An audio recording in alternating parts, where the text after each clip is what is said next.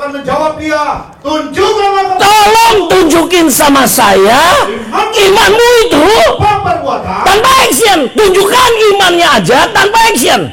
Dan aku akan menunjukkan kepadamu imanku dari perbuatan-perbuatanku. Terus, engkau percaya bahwa hanya ada satu Tuhan saja? Betul. Baik.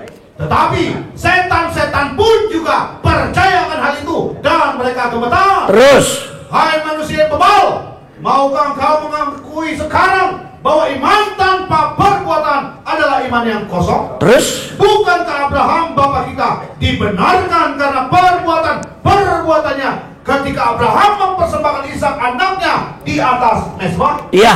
Kamu lihat bahwa iman bekerja sama. Iman bekerja sama bareng-bareng dengan perbuatan.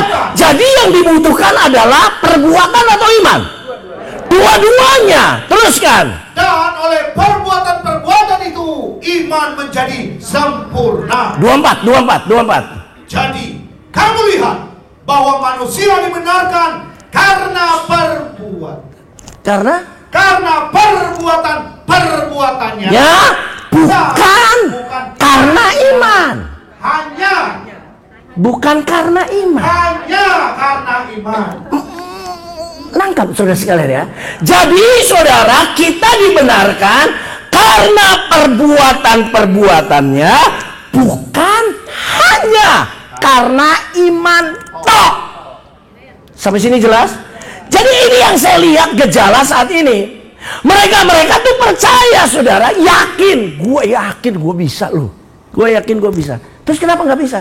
Ya lu tahu sendiri kan, gue udah tua begini. Seperti kan? Actionnya tuh nggak ada. Makanya yang diperlukan adalah fighting spiritnya itu. Power of faith. Kekuatan imannya, tenaga imannya. Nangkap ya saudara sekalian? Ada orang yang terbalik. Pada saat dia mengalami sesuatu, perbuatannya luar biasa. It's okay. Cuman sayang tanpa iman. Contoh ya. Lukas 18 ayat 1. Lukas 18 ayat 1. Lukas 18 ayat 1, demikian firman Tuhan. Yesus mengatakan suatu perumpamaan kepada mereka untuk menegaskan bahwa mereka harus selalu berdoa dengan tidak jemu-jemu. Iya, terus. Kata Yesus, dalam sebuah kota ada seorang hakim yang tidak takut akan Tuhan. Iya. Dan tidak menghormati seorang pun. Sombong, saudara, dia nggak percaya sama Tuhan, dia cuma mengandalkan kepintarannya saja, terus kan? Dan di kota itu ada seorang janda yang selalu datang kepada hakim itu. Selalu datang kepada hakim itu dan berkata, belalah aku terhadap lawanku. Iya. Beberapa waktu lamanya hakim itu menolak. Tetapi kemudian hakim berkata dalam hatinya, walaupun aku tidak takut akan Tuhan dan tidak menghormati seorang pun, namun karena janda itu. Nah, nangkap ya saudara sekalian. Walaupun saya nggak bener sendablek, tapi ini orang ngotot. Apa? Ngotot. Nggak berhenti terus. Lama-lama itu bener bohwat. Ngerti saudara sekalian? Bohwat dia ini terus-terusan. Saudara bayangin ya, ini iman atau action? Ini si ibu ini iman atau action? Action, dia terus karena dia punya hak. Nangkap ya saudara sekalian? Dia terus sampai akhirnya hakim itu berkata, karena ibu ini terus-terusan datang dan bikin susah saya, oke. Baiklah, aku membenarkan dia supaya jangan terus saja ia datang dan akhirnya menyerang aku. Good, teruskan. Tuhan Yesus, camkanlah apa yang dikatakan hakim yang lalim itu. Iya. Tidakkah Tuhan akan membenarkan orang-orang pilihannya yang siang malam berseru kepada? Stop dulu. Ini iman apa ngotot nih? Iman atau perbuatan nih? Ini perbuatan nih saudara sekalian. Ini actionnya ya. Dia action terus siang malam terus-terusan gedor terus. Dan adakah Tuhan mengulur-ulur waktu sebelum menolong mereka? Enggak. Terus. Aku berkata kepadamu, Tuhan akan segera membenarkan mereka. Nah, terus akan tetapi jika anak manusia itu datang, adakah Tuhan mendapatkan iman? Kenapa Tuhan nanya?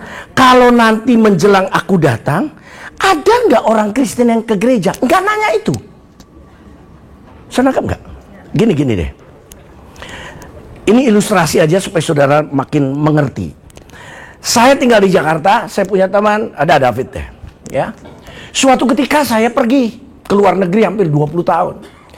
Setelah 20 tahun, saudara sekalian, saya balik lagi. Waktu saya mau balik, James, kalau saya datang ke tempatnya David, kira-kira ada sambal goreng nggak? Kenapa saya nggak nanya mie goreng? Kenapa saya tidak tanya yang namanya ayam goreng? Yang ditanya tuh sambal goreng. Nangkep nggak?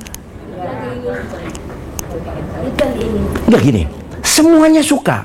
Semuanya suka. Apalagi kuping David goreng itu saya suka. Semuanya suka. Apa yang David bikin saya suka.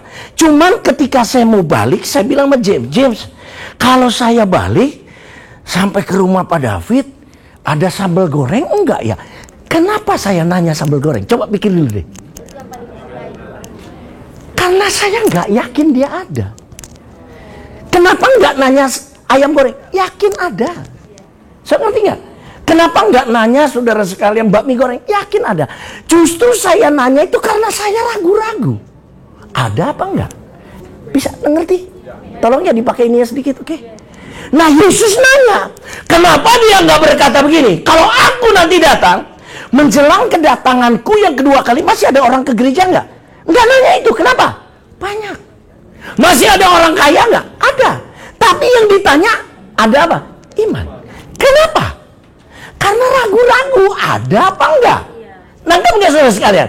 Sebab pada akhir zaman akan terjadi ini. 2 Timotius pasal 3 deh. 2 Timotius 3 judulnya keadaan manusia pada akhir zaman. Saudara sekalian, kondisi manusia pada akhir zaman menjelang Yesus datang kedua kali.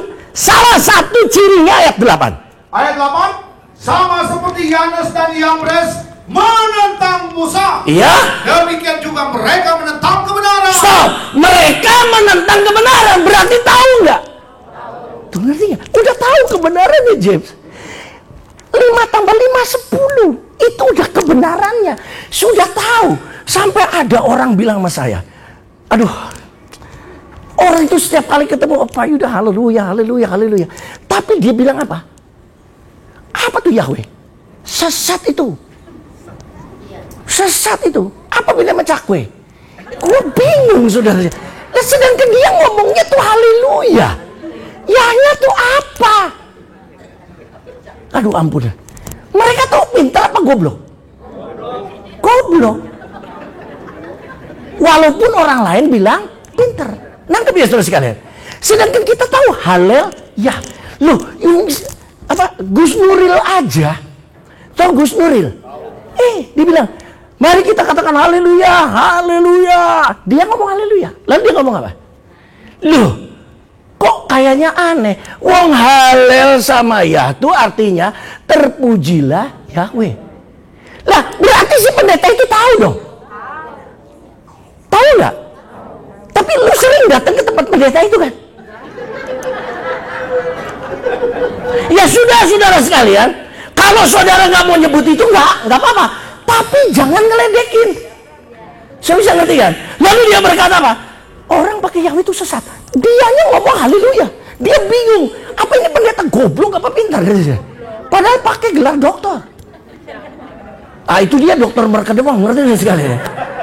Itu kan kebenaran. Mereka tahu kebenarannya itu tahu. Tahu saudara sekalian. Tetapi kok bisa sampai begitu? Karena akal mereka bobrok. Mereka menentang kebenaran. Padahal benar. Jangan diterusin sama gembala saudara. Amin, teruskan. Sama seperti Yanes dan Yambres menentang Musa, demikian juga mereka menentang kebenaran. Iya. Akal mereka bobrok dan iman mereka tidak. Nah, jadi salah satu cirinya pada akhir zaman iman itu tidak tahan uji. Berarti ada iman nggak? Ada iman tapi tidak tahan uji. Nah, dengarkan baik-baik. Berarti kalau tidak tahan uji, dia percaya sama Tuhan nggak? Percaya. Saudara tolong tangkap ya. Berarti dia percaya, dia yakin, tapi yang tidak tahan uji itu di mana? Di hambatannya itu. Kenapa saudara sekalian pada akhir zaman ada orang imannya tidak tahan uji? Karena ayat yang pertama. 2 Timotius 3 ayat 1 demikian firman Tuhan. bahwa pada hari-hari terakhir akan datang masa yang sukar. Nah, karena ini, dengar ya saudara, membuat akhirnya imannya oke, tapi actionnya yang tidak oke. Semua bilang amin. Makanya saya ingin ingatkan pada saudara, besar kecilnya, hebat atau tidaknya iman kita, itu tergantung seberapa besar action kita menghadapi masalah yang kecil dan yang besar. Gini. Hebat atau tidak iman orang itu tergantung sama action. Ini dulu deh. Action menghadapi tantangan. Yang mana? Ada yang kecil, ada yang besar. Kalau dia bisa menghadapi tantangan yang besar, itu karena imannya yang luar biasa. Semua bilang amin ya. Jadi saya tidak bicara soal imannya, tapi saya bicara masalah fighting spiritnya, power of faith-nya, atau tenaga imannya itu. Karena banyak yang ngeplek di situnya.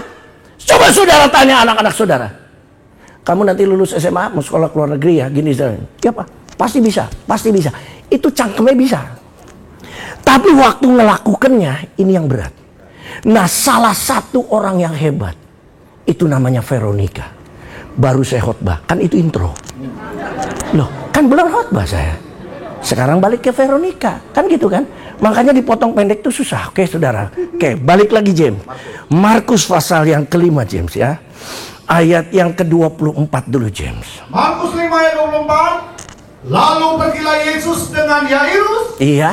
Orang banyak berbondong-bondong mengikuti Yesus dan berdesak-desakan. Jadi saudara bisa bayangkan di kota tadi itu, orang rombongan belakang saudara sekalian.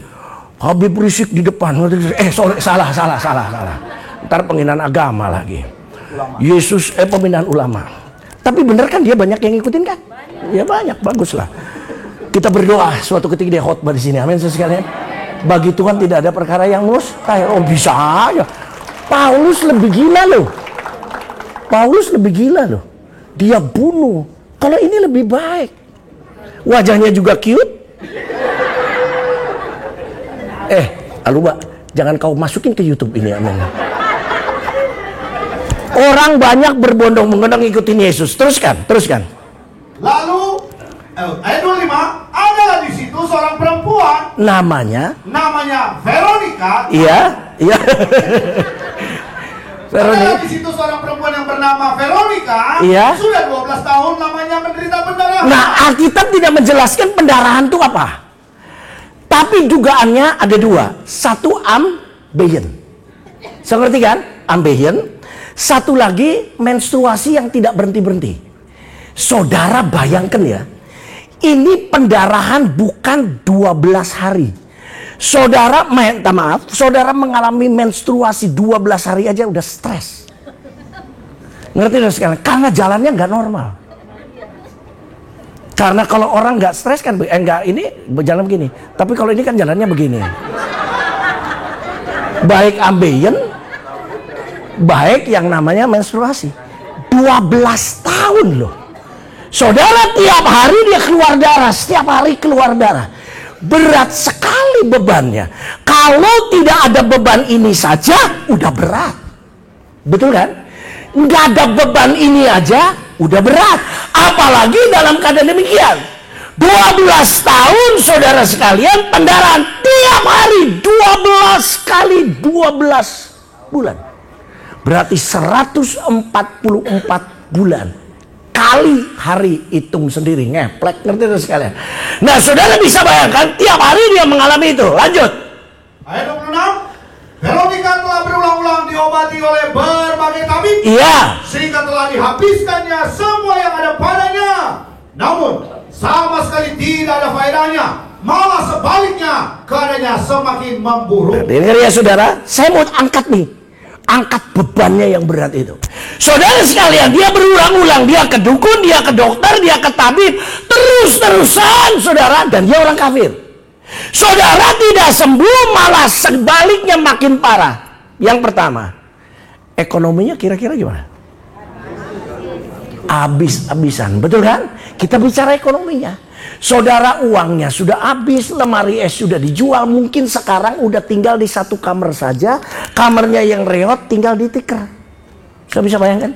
Nah, kalau orang sudah begini udah nggak bisa berbuat apa-apa. Saya ingat teman saya namanya Pak Prawiro Maruto.